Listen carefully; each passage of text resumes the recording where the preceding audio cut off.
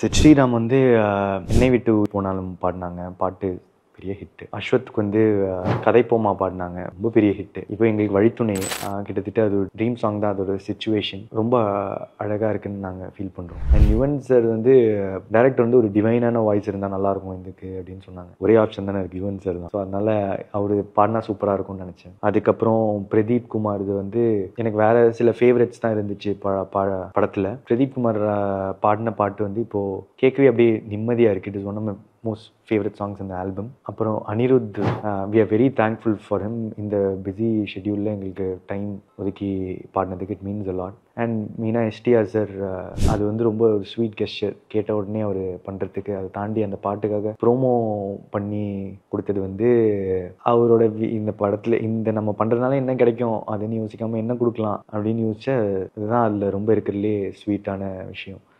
Okay, dragon மூமெண்ட்டுன்னா okay, dragon moment வந்து நான் ஒரு ரிலீஸ்க்கு 2 நாள் முன்னாடி ஒரு என்னோடய ஆன்சர் ஷீட் வெளியே விடுவேன்.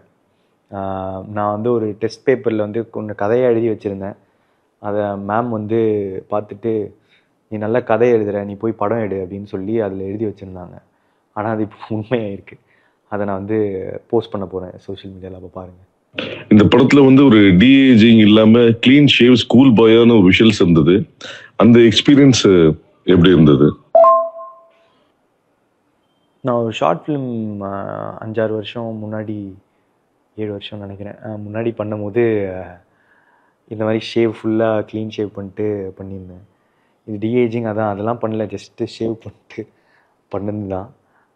எனக்கு ஐ திங்க் ஜாலியாக தான் இருந்துச்சு. நான் ரொம்ப நாளாக ஷேவே பண்ண மாட்டேன், ஏன்னா ரொம்ப சின்ன பையன் மாதிரி தெரியும்னு சொல்லிட்டு தாடி வச்சுட்டு இருக்குது. கோமாளியில் வளர்க்க ஆரம்பித்தேன்.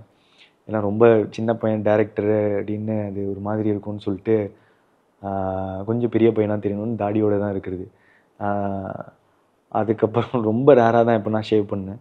ஸோ இதுக்கு ஷேவ் பண்ணும்போது ரொம்ப நாள் கழித்து என்னை அப்படி பார்த்தது எனக்கே நல்லா இருந்துச்சு.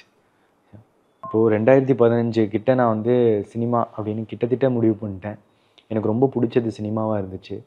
ஸோ காலேஜ் ப்ராஜெக்ட்டுன்னு வரும்போது மோஸ்ட்டாக எல்லாருமே வந்து வெளியே அந்த ப்ராஜெக்டை கொடுத்து கொஞ்சம் காசை கொடுத்து பண்ணிவிட்டு எடுத்துகிட்டு வருவாங்க. ஆனால் எனக்கு நான் இதை சினிமா சம்மந்தமாக எதாவது பண்ணணும்னு ஆசைப்பட்டேன். நான் ஐடியில் படிச்சிருந்தேன், நிறைய படங்கள் பார்ப்பேன். அந்த டைம்லலாம் ஒரு டைமும் அந்த சப்டைட்டில்ஸ் இதுக்காக நான் வந்து சர்ச் பண்ணி கிடைக்காது. அப்போ ஏன் வந்து நம்ம ஜென்ரலாக பேச ஆடியோ ரெக்கக்னிஷன் மூலமாக வந்து சப்டைட்டில்ஸ் ஜென்ரேட் ஆனால் நல்லா இருக்குமே அப்படின்னு அப்போது நினச்சிட்டு இருந்தேன். அதுக்கான எடுத்த ப்ராஜெக்ட் தான் அப்போ பண்ணேன். ஆனால் இப்போ வந்து 2009 வருஷத்தில் அது உண்மையிலே நடக்க ஆரம்பிச்சிருச்சு. யூடியூப்லலாம் வந்து அப்படியே லைவாக ஜென்ரேட் ஆகுது. டெக்னாலஜி பயங்கரம் வளர்ந்துச்சு. அப்போ நான் ஜஸ்ட் அதோட ஸ்டார்டிங் டீசஸ் அதெல்லாம் பண்ணி இனிஷியல் ஸ்டேஜஸ் ரொம்ப எரரோடு தான் நிறைய ஜென்ரேட் ஆகும். இனிஷியல் ஸ்டேஜ் ஆஃப் இது ஒரு பேசிக் அமெச்சர் என்ன பண்ணுவாங்களோ அதை ட்ரை பண்ணேன்.